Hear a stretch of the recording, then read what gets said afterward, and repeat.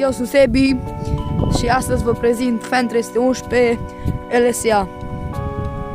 O să vă arăt interiorul și o să facem, bineînțeles, și o pornire, dar până una alta să vedem și exteriorul.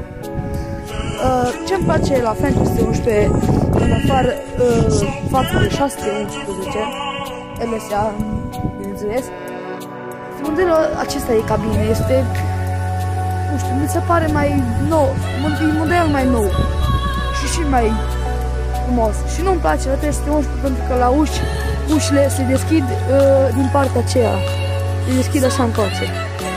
Pe când încolo, aici se deschid asta.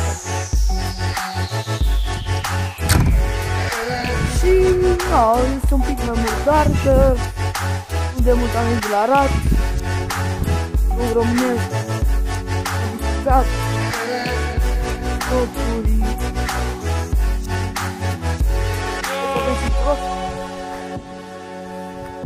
și, bineînțeles, avem aici butoane de electronic, sus, jos, și să vedem și partea interioară.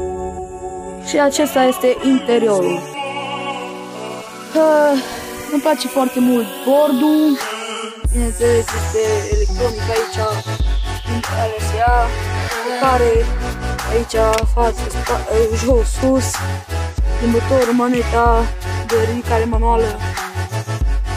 Și aici avem castofonul, aici e aer condiționat și parasolarul.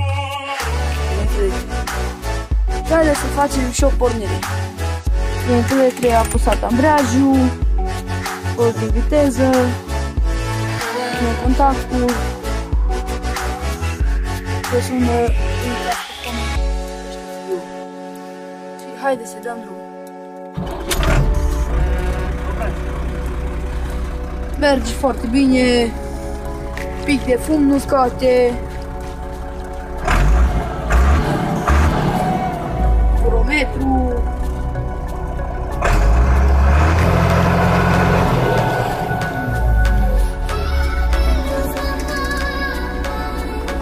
volan, direcții foarte ușor.